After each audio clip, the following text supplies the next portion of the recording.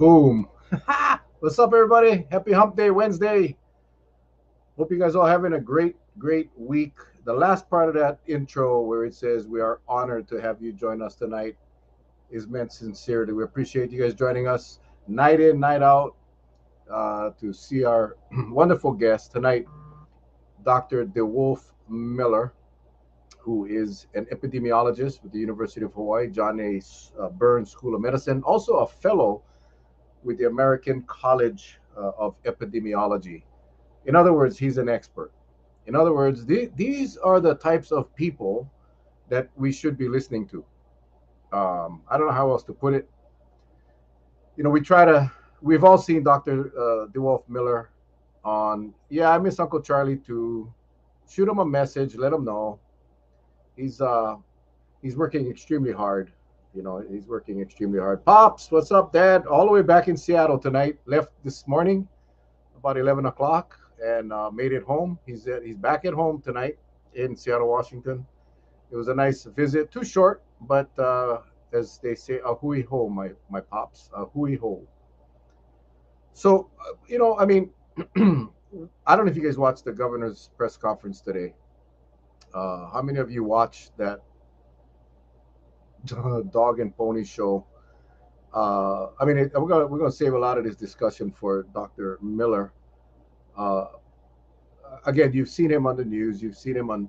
I've seen him on many different streams, different live streams. He's been all over the place. This guy's done work all over the world.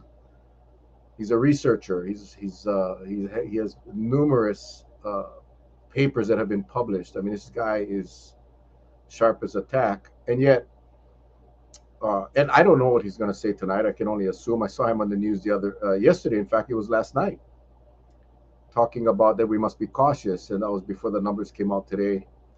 You all know the numbers came out today. The new variant report came out today, and I'm going to let Dr. Miller explain that. But I'm just going to say right now, I'm done following the numbers.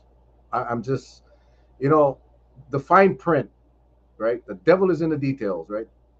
The large print giveth, and the fine print taketh away. And if you read that report that comes out every Wednesday, there's all these little fine bullet points that tell you all the reasons why these numbers aren't accurate, but they go ahead and post it anyway, right?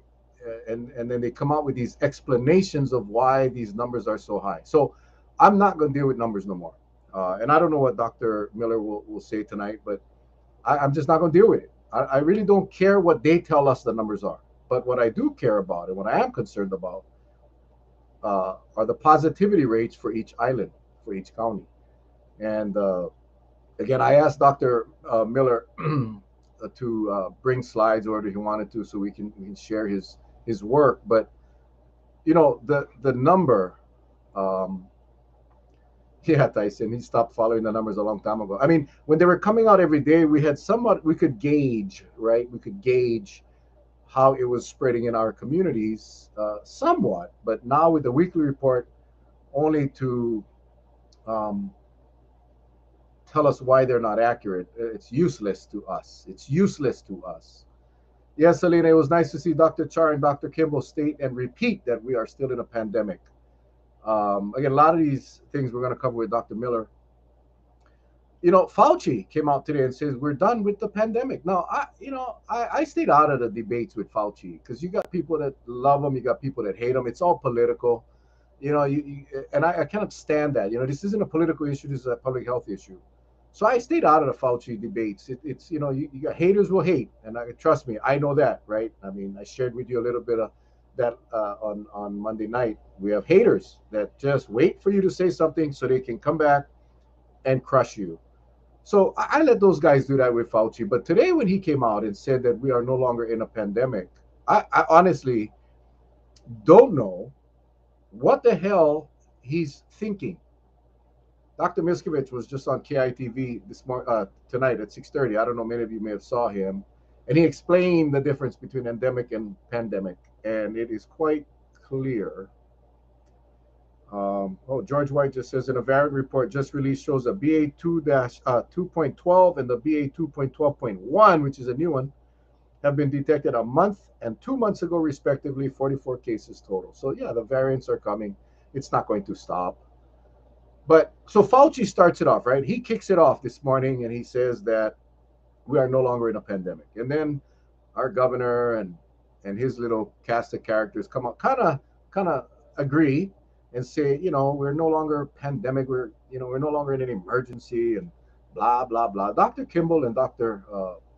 Char made it very clear that we're still in a pandemic. Made it very clear. One of the questions they asked Dr. Char was, why are we transitioning out of this emergency status when the numbers are rising? And she made it clear. She goes, when we started the transition plan months ago when the numbers were low. So without saying it, she said, the way I saw it, yeah, you didn't see Josh Green because he ain't going to come up. He's running a political campaign right now, and he doesn't care about COVID no more. He's worried about getting votes, so he's going to play it very safe. But what I heard Dr. Charles say was that, without saying it, was that we're still in a pandemic, guys. This isn't over. Aside from what you're hearing our governor say and all his people, still a pandemic. Anyway, I am so stoked tonight because we got Dr. DeWolfe Miller. I will say that one of Hawaii's top experts, epidemiologist, John Burns School of Medicine. Like I said earlier, he's a fellow with the American College of Epidemiology. Bottom line, and he has a lot more. I'm going to ask him to share a little bit about what he's done because I think it's important for our viewers, especially our newer viewers that haven't seen Dr. Miller. I think it's important that we can pretty much validate what he's about to share tonight because he is an expert. He's a bona fide expert. So, Dr. DeWolfe Miller, thank you for joining us tonight. How about a very just introduce yourself and let our viewers, just like I said, especially the newer viewers coming over tonight, share a little bit about yourself. Hi. First, I want to make sure you can hear me. Loud and clear, my friend. Okay. And secondly, my name is Dr. DeWolfe Miller. So we're off to a good start, I think, with that. And your video is very, very clear. I mean, it's like TV quality, man. Oh, good. Okay. Well, thanks for the invite. This is something that's weighs heavily. Your topic weighs heavily on the minds of all of us that are young and old, public health workers, or epidemiologists, or biomedical scientists, or the public in general have figured this out. You don't need me, really. It's the messages seem to be going in the wrong direction. I don't. That's what it seems to. I think it would be. I think it's kind of obvious that's what's happening. That you don't really need me to elaborate on. I mean, it's every indicator that we're looking at is going in the actually not in the good direction that we want it to go. And I think that's what baffles so many of us, Doc, is number one, as I just mentioned before you came on, and I'm not even going to refer or reference the case counts that are being presented every Wednesday because I'm sure you saw today's numbers, and I'm sure you saw in the report the little footnotes or the bullet points that explain to us why those numbers aren't accurate. I don't know why you would present numbers that so many people rely on if you know that it's not accurate. But we are in a point in COVID right now that, and this was explained by Dr. Tim Brown and Dr. Lee Altenberg last week, that if you look at the numbers and you look at the spread, you look at the positivity rates, what we're seeing right now is, when we saw this last, the state was very concerned, and they were starting to implement all kinds of safety measures, and it seems now as we're getting back to that same numbers, that same type of spread. We're basically said we've conceded. We said the pandemic is over, and we're really not in it. We're going to transition out of the emergency status, and we're not even considering looking at any type of implementation of safety measures. And I think that for the lay people, I can't imagine what you experts are thinking, but for us lay people, that message seems kind of mixed. I'd love to get your thoughts on that. Mixed is a very nice word. I think you're putting it in a nice way. It's more than mixed, if you ask me. So first, let me. I said I think you mentioned that I should maybe say a little bit of background about myself. Yes, please. Okay, so if you'll indulge me for a second, I I think I'm one of the oldest epidemiologists, infectious disease epidemiologists in the state of Hawaii. this, and so actually, I've been doing it for a long time. Became I first trained in virology and immunology back in the 70s, and then I decided to change the direction of my career and everything on some things that happened to me, and I went back and did studies and did my dissertation on epidemiology, and that was on parasitic infections in the Middle East, and that started in 1975. And so the, I've been working actually all over the world since that time in epidemiology, including here in epidemiological studies in Hawaii. But even to as late as 2019, I was still very much involved in Egypt, where I had first started my training and my career, where we had actually just finished a study of 67,000 people for hepatitis C and hepatitis B. And we had previously shown that the hepatitis C in Egypt is the largest epidemic of hepatitis C in the world, which I and one of my colleagues, a woman named Dr. Momina Camel, and I discovered in the blood supply some years ago. So that is just a scratching the surface because I've worked in so many different areas of epidemiology, including graduate education. So soon after I finished my dissertation, graduated, I immediately went into academia. The job was offered, and I took it. And so since that time, that was at the University of Michigan. And after a while at University of Michigan, I was offered a job here. I was offered a promotion and a directorship and a lot of bells and whistles, which were irresistible. Plus, I knew that they had a Department of Tropical Medicine here, which is rare in the United States. And that's what one of my bases are is tropical medicine and infectious diseases. And so I've spent a good deal of time here now. I came here in the late 1980s, and I went through the courses of being a associate professor and a full professor, tenured professor, and now I'm an emeritus professor, which means I can work for free, which is what I'm doing. I work with graduate students even now. I go to my office, have all my affiliations with the university at Johnny Burns School of Medicine, Tropical Medicine. And so I was not exactly hoping for a epidemic or a pandemic at the end of my career. This wasn't what I was counting on.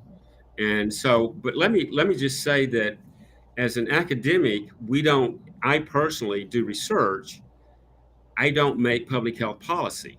I'm not the one that's making these decisions about whether we do masking or not masking or closing up or shutting down or not. Those are not even necessarily recommendations. What we do in academia is that we will do a study, an epidemiological study, which is not easy because it includes the involvement of human beings. Okay, and so after we do that, we make a finding. And if we make a finding, we can say we can publish this, and we can publish this in peer-reviewed literature, which is what I've done for many years now. And so one of the first things that comes to mind is to make a discovery and you present it to the public and say, look, here is a discovery. We need to act on this. Now, I've done my part. Go and act. Okay. So one of the discoveries we made over a year ago was published in the International Journal of Infectious Diseases February a year ago. The really huge cases, numbers of cases, case rates in the Pacific Islanders relative to everybody else. They were like 5 to 7 times higher. And so we published this in that journal, as I mentioned. And when I say we, I'd like to just say that it was shared with some pretty good people, like Dr. Tim Brown was a co-author, Sumner LaCroix, who's emeritus professor of economics, and Tom Ramses, who's emeritus professor of mathematics, people that are really smart, and another guy named David Morins, who used to be our colleague here, but many years ago decided to leave Hawaii and go and work for this guy named Tony Fauci. Okay. So David is actually now his senior advisor. So everybody's asking about what Tony's talking about, that the pandemic is over. I'm about ready to call David up and say what's going on. But then I had to think twice. Pandemic is different than epidemic. Pandemic requires the disease to be global. And so what's going on globally may not be what's going on here, okay, or what's going on in a particular country. So I'm not really sure what that comment was and whether it's being misconstrued. That's not to say that Dr. Fauci says things sometimes that we scratch our head about. He's not perfect, but I have to say that over the decades, he has been to us people in infectious diseases and infectious disease epidemiology, a leader of unprecedented leader. I mean, there's no one even in other countries that we can turn to that is prestigious and is accomplished and shows such leadership is Dr. Tony Fauci. So that's my say right now, and I'm going to leave it back to Mel here to tell me how to proceed. Well, I think a lot of experts in the field look up and respect uh, Dr. Fauci quite a bit because of the past accomplishments and his contributions to the world, really. But this morning's announcement caught a lot of people by surprise. So let's just start with that, and forget about what Fauci said and what the governor said or what anybody else said. Dr. DeWolfe Miller, in your opinion, are we still in a pandemic? Globally, Yes. yeah. I mean, look at what's. I mean, at least superficially, I'm not going to crunch any numbers or do any analysis. But if I look at just what's happening in China right now, I mean, they're locking down enormous groups of people. The virus has managed to maintain its really dynamic talent in giving us a new variant just at every turn. I mean, this is not unusual for coronaviruses to do. Our upper respiratory influenza does this. It's just that it seems to be doing it more rapidly than any of the other respiratory infections that we've seen. But a lot of the respiratory infections that we get are so mild that we never even the common cold is caused by a different virus called rhinovirus, and it just causes a cold. But we get it every year because it gives us a new version, a new variant, a new mutation. But the coronavirus is causes more problems with us health wise, and it's to be taken very seriously. I mean, I can't the cavalier attitude that we're going toward right now of taking the BA2 or whatever the B2A BA2.1 has come up and emerged as, it's going to continue to do this, and it's going to continue to do it something like influenza, but we can't predict exactly what it's going to be.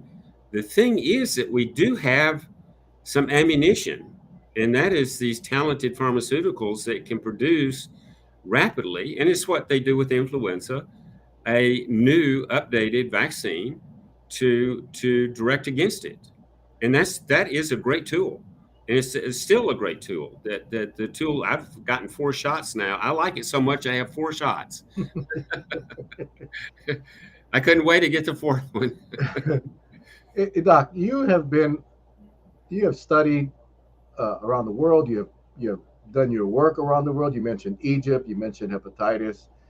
I'm sure you've participated in numerous projects with different viruses and outbreaks and epidemics. And how would you compare? And again, this isn't scripted, folks. So Dr. Miller is going to get these questions fresh. But how would you compare the coronavirus, COVID-19, and these all these variants, and it's which we still are concerned that there may be more. How would you compare this virus from any of the others that you've studied or worked on in your career? In 2002, I was I was down at Alewife Boat Harbor. It was evening time, and there had been a friend here working in the Navy at one of the Navy labs called EPMU6 named Dr. James Beecham. And he'd been a good friend, and we had spent time together. And he was a physician and an epidemiologist. And he had decided, and we had talked about it, to his next assignment would be in Indonesia at a Navy laboratory. Okay, and so he was already posted there, and it was I guess it was early spring. I'm not sure exactly when it was in 2002. I got this call in the evening from him directly, telling me that there was a World Health Organization, a WHO World Health Organization physician, Italian, in Hanoi, who got an upper respiratory infection and died of it, and it's unknown what caused this respiratory infection. And he got sick and died within a few days, and they can't figure out what was this respiratory infection, what was causing it. Well, it turned out it was SARS-CoV-1. Okay, that was 2002. Now that virus, which is, I guess, the father of SARS-CoV-2, which causes COVID-19,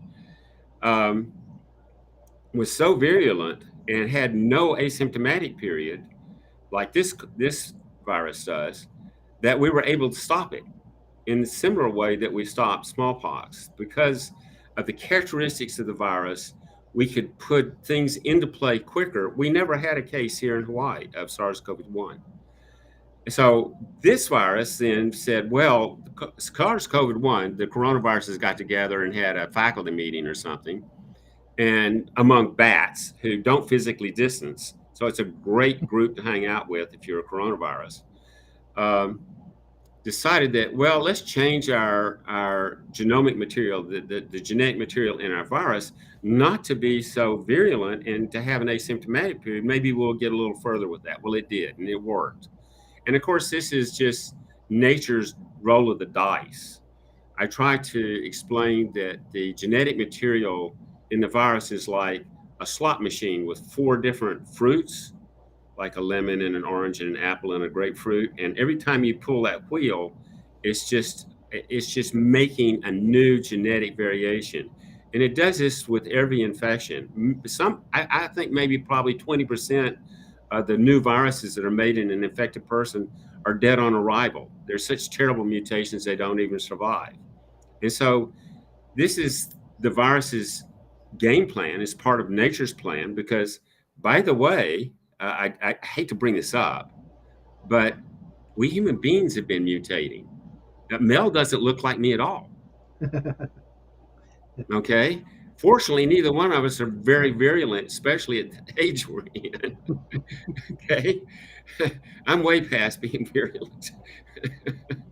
Well, I mean, figuratively speaking, I'm not a pathogen in the first place. But that's to say that all things, all life, evolves. Okay, and some of it faster than others. And viruses evolve faster than any other kind of living organism. Bacteria evolve fast. This is where you find the bacteria MRSA, or Streptococcus aureus, methicillin resistant Streptococcus aureus, which is resistant to penicillin. It's a mutation.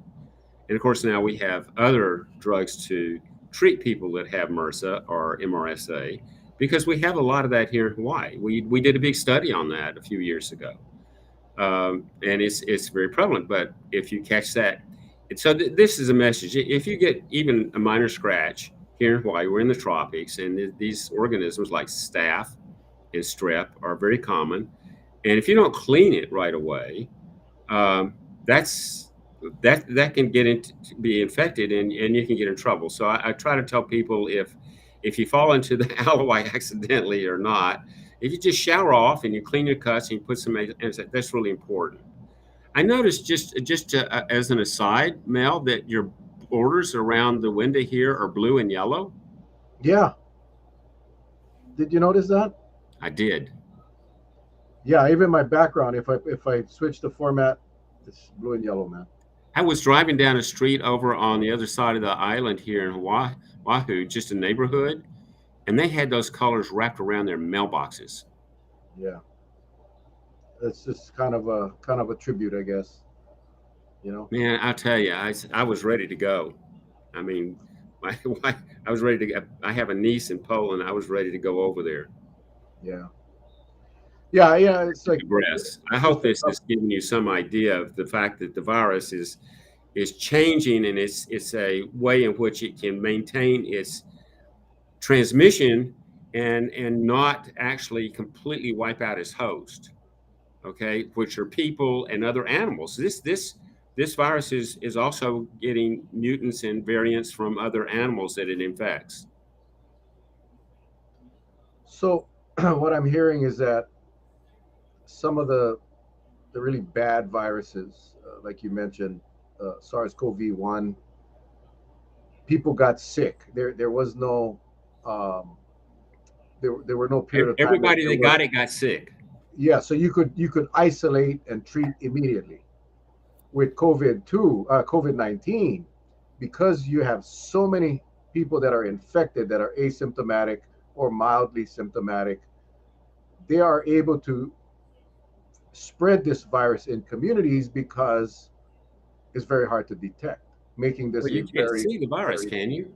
I can't. No, no. Yeah. So the if you got in an elevator and got off the elevator, you can't tell that somebody painted the inside of the elevator with virus with every breath. So So I'm not with getting on any elevators without my mask on, by the way. and yeah, we'll get into masks in a little bit, but so in your opinion, COVID-19, along with all of its variants and mutations, pretty dangerous virus, right? Oh, very definitely. We've some people have postulated that as the virus uh, has changed over time, it's become more infectious. That maybe it has become less virulent and has caused less severity and less death. That maybe there may be some truth in that. It looks like there has been changes in the ability to the virus to cause serious illness, but it's not enough to make a difference right now. I wanted it to become less virulent and less severe sooner. I think ultimately it probably will because um, that's a much better path evolutionary wise for the virus is not to upset the host too much because then the host us can do something about it. Right. So with COVID-1, I would assume a lot of those people died. I mean, if you die, you cannot spread the virus, and You get those that. sick, but sorry, Mel, I'm not sick. Um, as soon as someone becomes ill, they become less infectious. They are very, very infectious, but everybody knows they're ill. Right. So they're avoided, or they actually, excuse me, I need a glass of water. So, anyway, so it's that time right before they start showing symptoms, and when they first started showing symptoms, that they're most infectious. Even right before they start having symptoms, they're very, very infectious. Chickenpox is a classic example of this. That the kid goes to school 2 days before he starts getting symptoms, he can infect so many people, and so many other kids with speak. And that reminds me that if we look at the infection by age, the highest infection rates are in the younger people. Then that's Is typical it of flu. is this more prevalent in the younger people with the variants, or was it always that way? I do this every 7 days when they had age data, it was available, and it changed slightly, but the shape of the curve is very dramatic. And that shape says that the younger age groups have this much higher case rates than the older people do.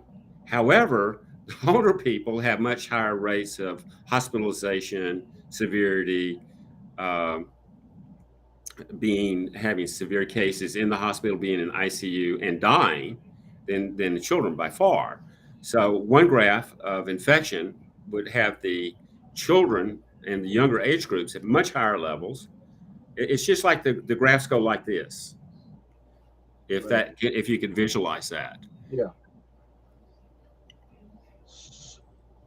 You mentioned something about when you were able to get the data. It's always been a frustration for not just Charlie and I, but for our viewers who we call the villagers, the data. We haven't been able to get really good data. They went from daily reporting to weekly reporting, and I'm sure you saw today's report, as I mentioned earlier. There were some footnotes to basically explain the reasons why these numbers aren't accurate.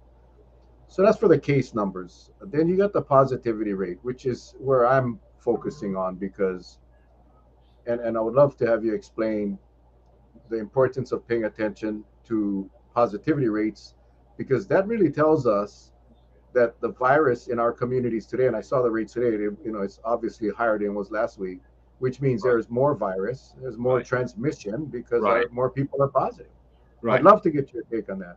Okay. So I just saw this comment. It says that it was right there in plain sight. The kids need to be kept separate. That's why we lost. Well, this is the story of influenza. That you don't keep them separate. You just get them immunized. Okay, and so that's how we can control influenza is to concentrate on getting the school kids. We actually developed an influenza vaccine back in the 80s in Michigan. Me and my group, and I was saying, well, what do we do? So wait until school starts, okay, and then we can test it because this is where all these infectious diseases like this really get uh, populated in our community. And so immunizing the kids is really key part of the overall strategy for control. And so sooner or later we will get that vaccine that even under the five can take. But that's critical. And I think if I saw age data, you still see this very, very high rate in the younger age groups and the severity and the hospitalization in the older age groups. So I'm sorry, what that remind me again where we are, Mel? I was just talking about the importance of valid data, especially for people like you who study this every day. But the positivity rate is getting back up there. It's high. I forget what Kauai was up 15% or so, 15.9%, something like that. But that tells me, the non-expert, non-scientific guy, that there's still a lot of virus being transmitted and shared in our communities, and maybe the numbers aren't reflecting that, the case numbers, because it's so screwed up that we cannot even get accurate data. No, we're having high case numbers. What you're saying though is correct. In spite of the case numbers we get, we don't get the hospitalization, and then I don't, and I no longer get age data, and I no longer can get hospitalization. But we get two things still. We get the data by race that you can take off the dashboard, and you can also get deaths. Okay, and so you can see the pattern inside the different within the different races of transmission. after after the Pacific Islanders led that for so many through Alpha and Delta, but when Omicron came along, the whites took over and leading the high case rates. But it's probably again in the younger age groups of these races. But I can't sort that out because I can't get anything but aggregated data. You're with the School of Medicine though, right? I You're listen. you I'm just. I, I'll tell you how I have heard that I have been referred to earlier on in the epidemic. I'm an academic fathead. Okay, I fathead. have no sensitivities to all this work these people are having to do and all the chaos that they're having to face.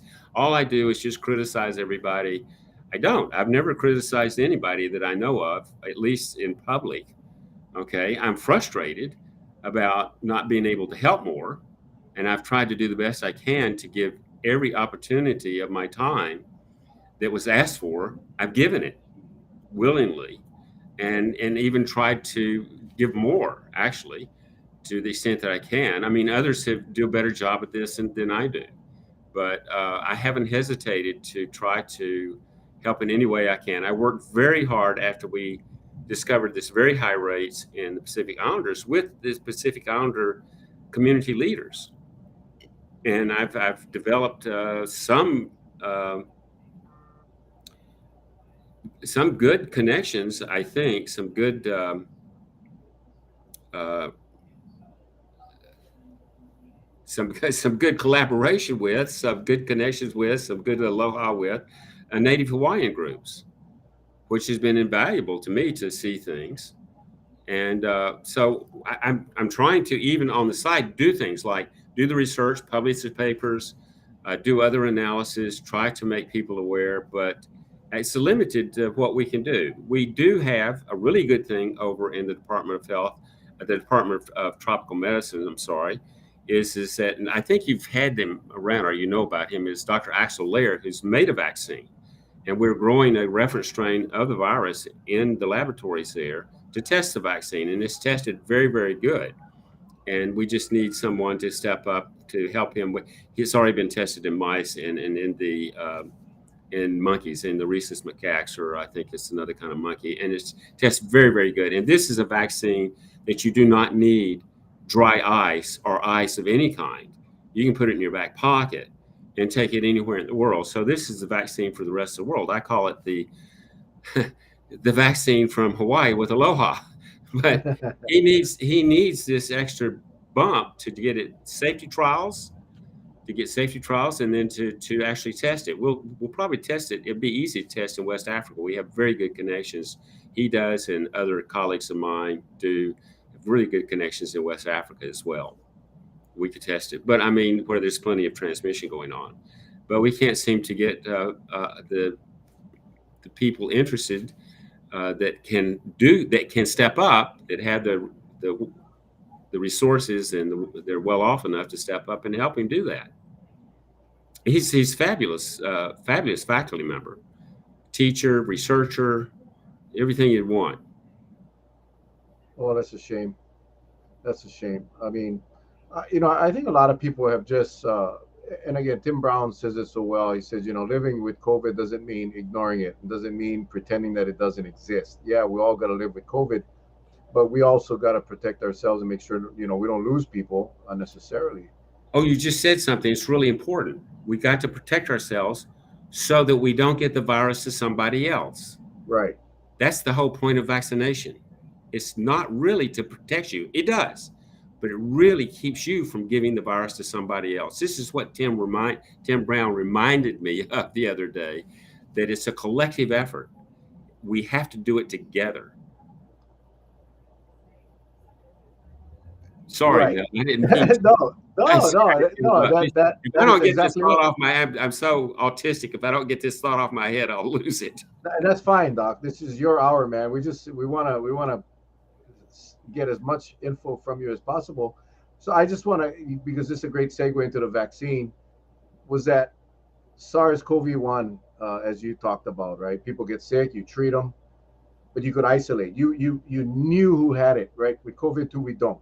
COVID-19, we don't. So we have people all over the place. You were able to get rid of SARS-CoV-1 because you were able to stop it before it got to other shores, other countries. Because of the With nature COVID, of the virus. correct. So with COVID-19, how do we stop it? You mentioned vaccines. How do you what if in a perfect world, if you were king for the day, and worldwide, what would be the message? What would be the message to all the world leaders, policymakers, regarding the best chances of stopping this vaccine? And we can even talk about safe travels, because that's one of the things that just burned myself, because we had an opportunity to stop, or at least do a better job at stopping the variants or even the virus from coming, if we had protected our shores better. Once we lifted everything and no masks and all of that, is our right now is our with the vaccinations. I know many countries still have very low vaccination rates. Some states have very low vaccination rates. Some communities in our own state have low vaccination rates. Is vaccines and boosters, how important are they to be able to control or even stop COVID? I couldn't have asked for a better question. Thank you.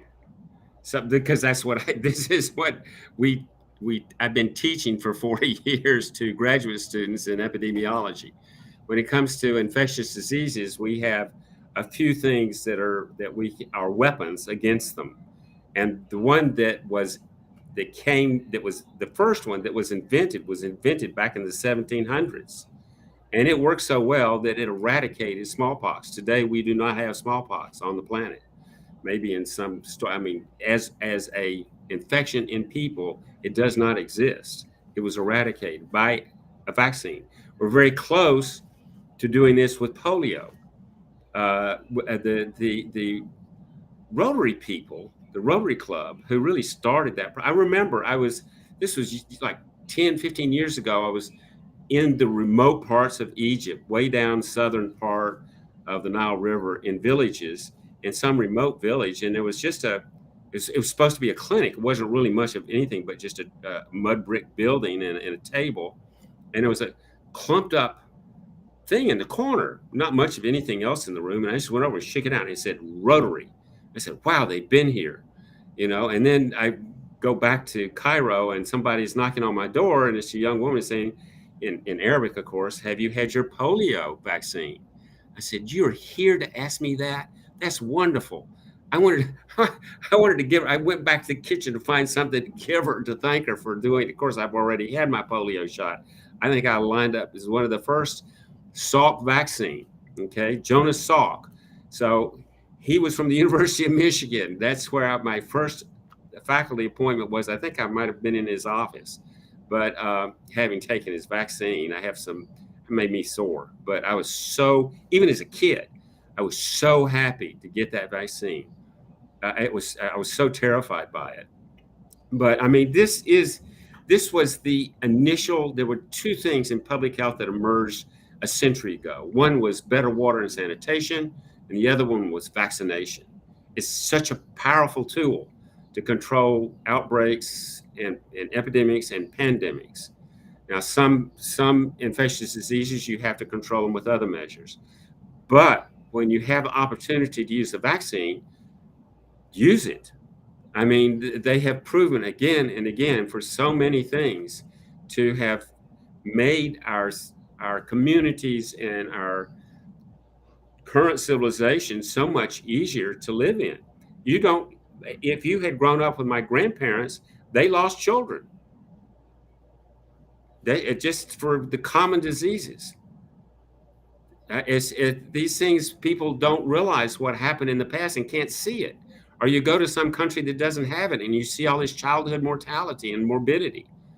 And so you live in good country like America that's rich, you don't see these horrible things. I did. And it spurred me on to work in this field. And one of the greatest tools that we have is vaccination.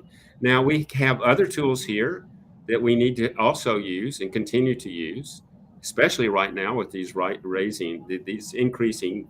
I mean, you make a very good point with the positivity rates. The cases themselves are increasing, or it seems to me they are. Is just being using common sense, social distancing. If you're feeling ill, go get tested. Well, have your home test, so you'll know what to do, and then do the right thing if you're positive. There's good things about the home test that we really were happy to have, but there's some things is that, well, if the person tests and they're positive and they still go to work, it didn't work. That intervention didn't work. So we're hoping that intervention will help control. Will do the right thing and it can help control transmission. Okay, and so that's really what a vaccine does: is it eliminates or reduces transmission of the virus, and that's what I study in epidemiology, is transmission. And so by getting my vaccine, I'm pretty sure I'll never give the virus to somebody else. Listen, I'd be in bad trouble with myself if I had, and I so far I've been completely uninfected to at this point. But I look at my friends and colleagues; they're very cautious. They're even more cautious than I am. Yeah, and I think that is the way that we will beat COVID is by everybody. Like you said earlier, it's a collective effort, right? So you get your vaccines, you get your boosters, and again, I think there are so many people. I saw a bunch of posts in the last couple of weeks from people that, you know, they. In fact, I think I just saw one today that said, "Hey, we don't all work for the state and county. If we don't go to work, we don't get paid." So a lot of people are going to work with the sniffles, with the sore throat, um, and some, unfortunately, even after testing positive on a home test, because they need to go to work. But the only real way we're going to stop COVID, or at least slow it down to a manageable level, is by controlling the transmission. You do that by vaccinations. You do that by social distancing. Do that by wearing a mask. I did want to cover the importance of masks, but before we get there, I wanted to pick your brain a little bit about therapeutics. Now we do have the Paxlovid. I just saw on the news the vice president just got her dose of Paxlovid. We got some other tools that we can use for those that are unfortunate and actually catch the virus. Uh, we're in a much better place today than we were a year ago as it relates to the treatments. But how important is the treatment um, to stop this virus from spreading? Well, so my good friend and colleague, Dr. Scott Mescovich, was when Omicron was at our doorstep. He was ready. He had already planned. He was already deploying here in the islands, and he was taking tests with him. But he was also taking with him monoclonal antibodies. So if they tested positive, he was there to give them monoclonal antibodies right away, subcutaneously. And now he's already doing it with Paxlovid. I mean, the problem is getting the drug. It's a good drug for everything I understand. It's just that you need to have it so that if you test and you're positive, you can treat. You don't have to wait 3 days to get the drug to start treating it. And so that's really critical because both of those interventions, both of them are treatments, really help reduce the individual's infectiousness to others. Got it. One of the downsides, and I've heard this. The reason we this show has really created a lot of friendships, relationships, and so I hear from outside that some people, because we have these wonderful therapeutics, that in fact they become less cautious because they're confident that if you get COVID, number one, the state has done a really good job in convincing us that this virus is a mild disease, which is simply not true. And then the second thing is, if I get it, I can just go get me a Paxlovid or some other silver bullet that's going to cure me. So it's really, I think, They left reducing the something number. out, Mel. They left something out. Yeah, That on the way, while they're thinking about all that, they infected somebody else. right, Where are right. they going to shoulder that responsibility? That unfortunately, yeah, that's kind of the way it works, right? Because everybody's got to be, they're so busy, and they and I was afraid of that when we started talking about therapeutics, because that's what people would rely on therapeutics, because they knew that they would prevent them from getting real sick or dying, but it didn't do anything for the collective effort for stopping this damn virus. And I think that's where my concern was. Yeah. Uh, Masks. We lifted the mask mandates, and in fact, the city and county of Honolulu lifted it way before the other counties did. There is a correlation of lifting mandates and increasing cases. That's just been studied many times in many jurisdictions, not just here. Uh, Again, safe travels was a problem. I really want to hear your thoughts on lifting the safe travel program and not requiring any type of testing or we vaccination worked or so non. hard on that. We Yeah, no, worked so you hard. were you were a very key part of that, and I know I criticize that program a lot. I call it the unsafe travels program because they started to treat vaccinated people away differently from non-vaccinated people, and they allowed people to get a test 72 hours. I mean, we did the best we could, and it did work to some degree. But when we lifted everything now, 30,000 people flying into our state every day. We don't know if they're vaccinated. We don't know if they're carrying the virus. We just don't know How safe is that to be in an airplane? My dad just went home today. He was here on Kauai. He went back to Seattle. He said 85% of the people on his flight were unmasked. How safe is that environment, Doc, in your opinion?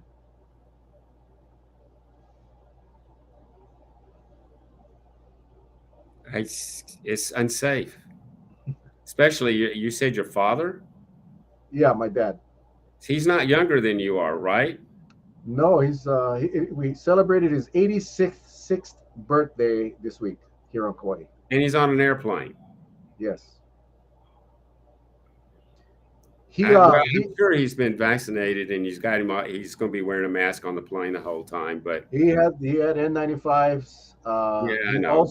He also had COVID. He caught COVID uh, several months ago. He's vaccinated. He very minor symptoms. And I know my dad is watching. I hate to bring this up. His wife unfortunately got COVID and did not survive. I'm really sorry to hear that.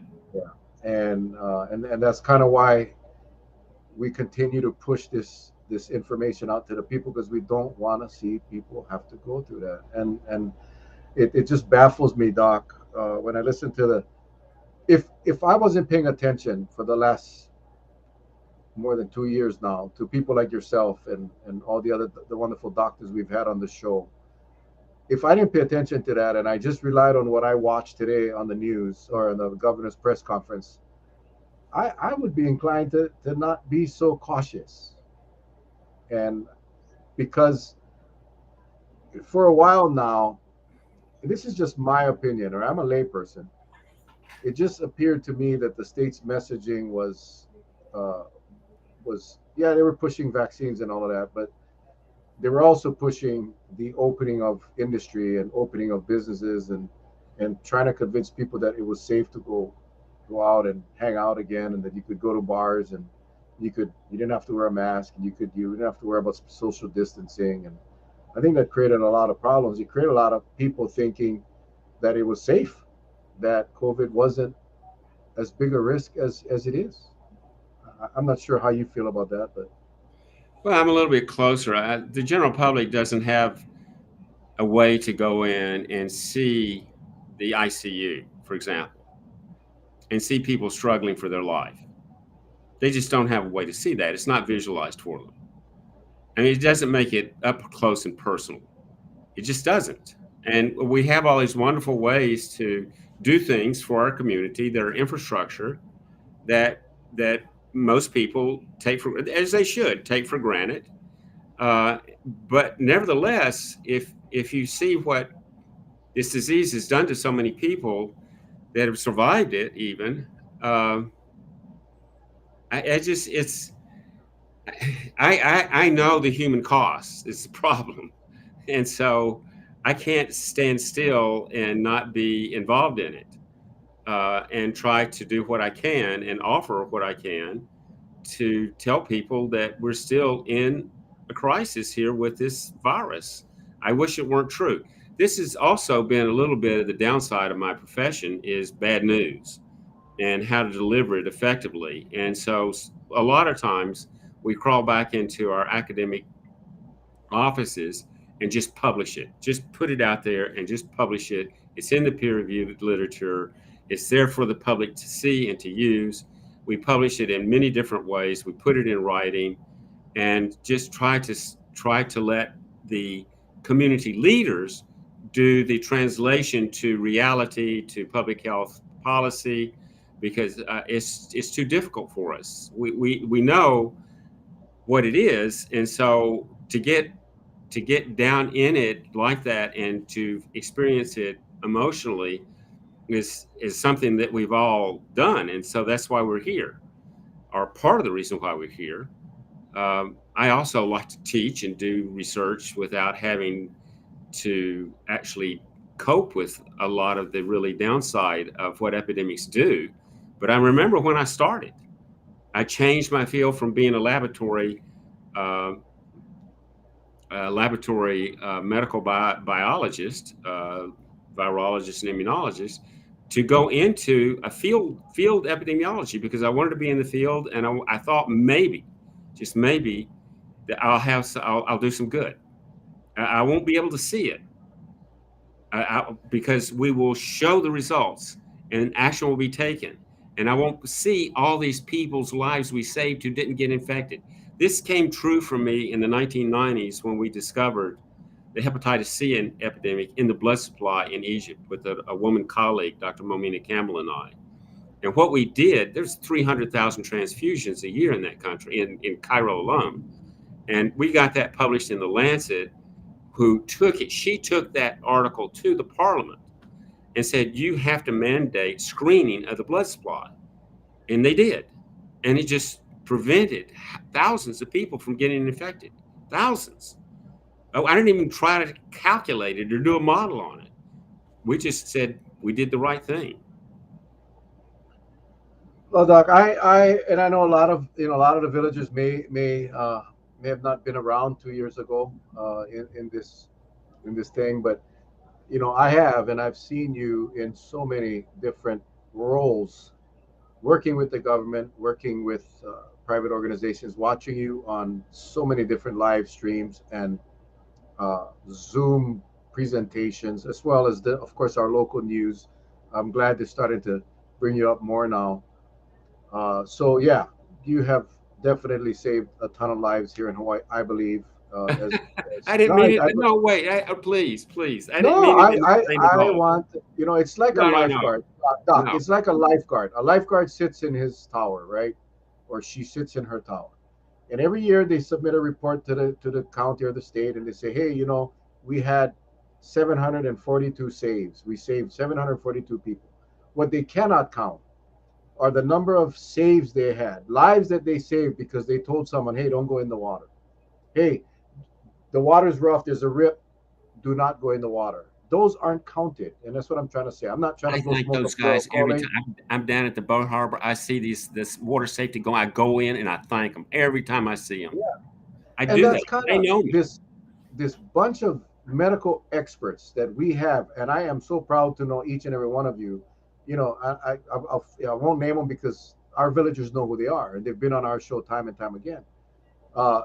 We have met a conglomerate of experts that should be the source of policymakers before they make their decisions. What I have seen, and again, you don't have to respond if you don't want to. I know I don't like to get political, but I'm going to call it like I see it. Our policy decisions were not always made based on medical science or expert uh, uh, recommendations. It was they were, and we understand we got to balance it. There's no doubt about it. But we had opportunities to reduce the number of infections. We had opportunities to better prepare our people with better messaging and more clear messaging, and not these mixed messages that I have seen for going on 3 years now. And I think while we're in a better place, and this is kind of a question, we're in a better place today than we were when we had 1,200 cases a day and 100 people dying. Yeah, we're in a better place. But are we really in a good place right now, Doc? That's the question. Are we in a good place? Yes, we're better than we were when it was horrific. But are we in a good place? Are we safe right now with this new variant and the new transmission rates climbing up again? Well, that's a big question, Mel.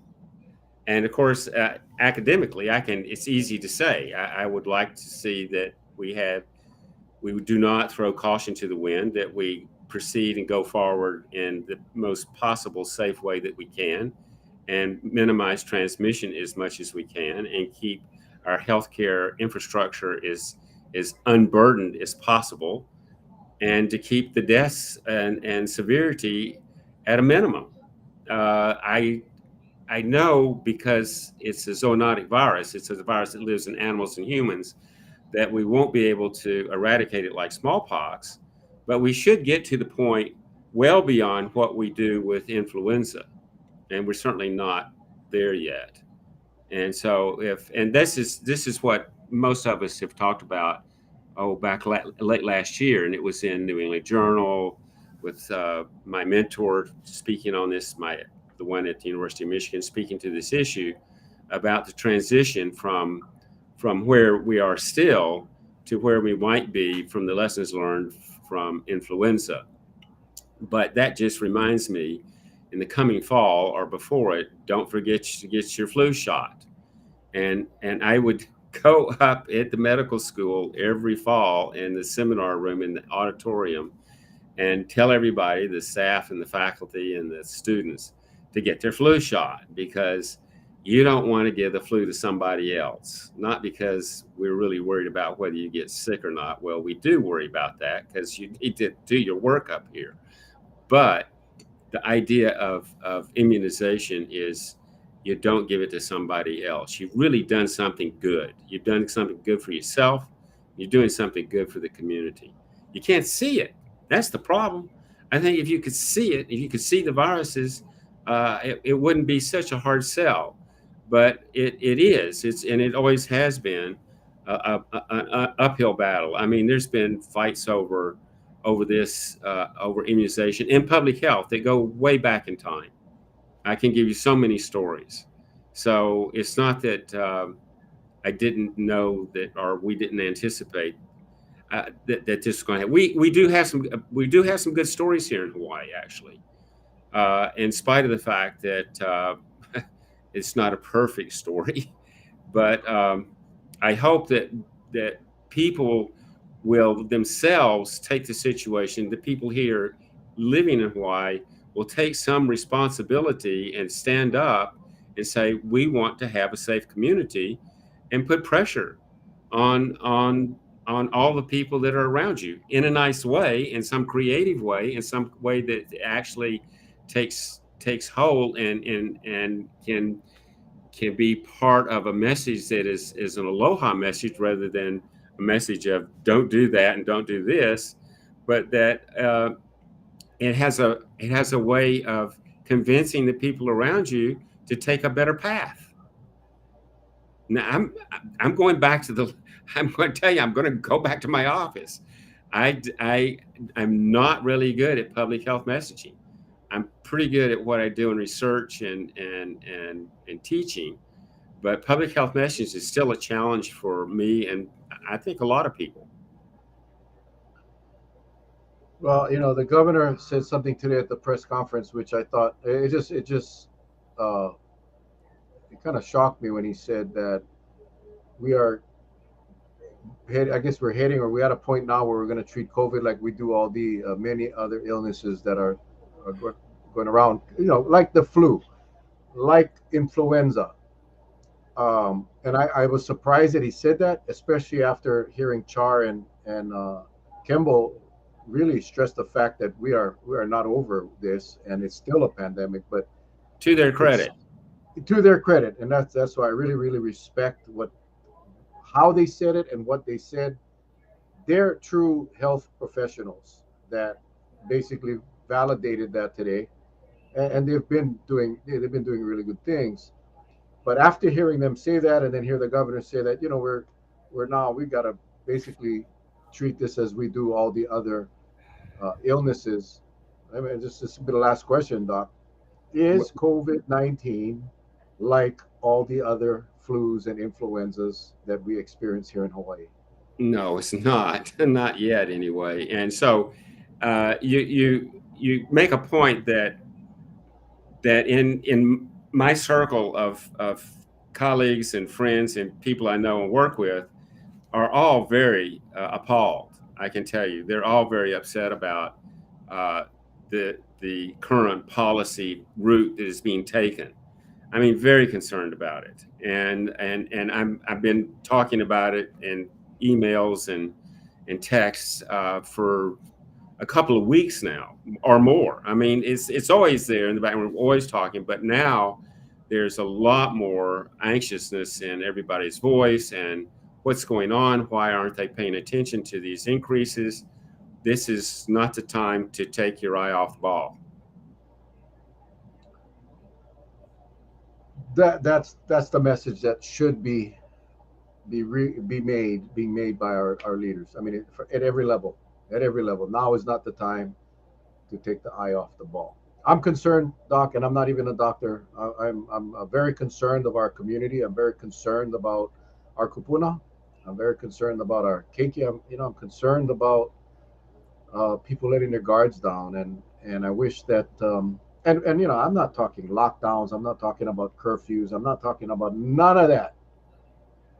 We can still operate and protect our economy safely, and that is my message to these guys that hey, you're leading the people down the wrong path. You're basically telling people that hey, you get sick, go get a treatment.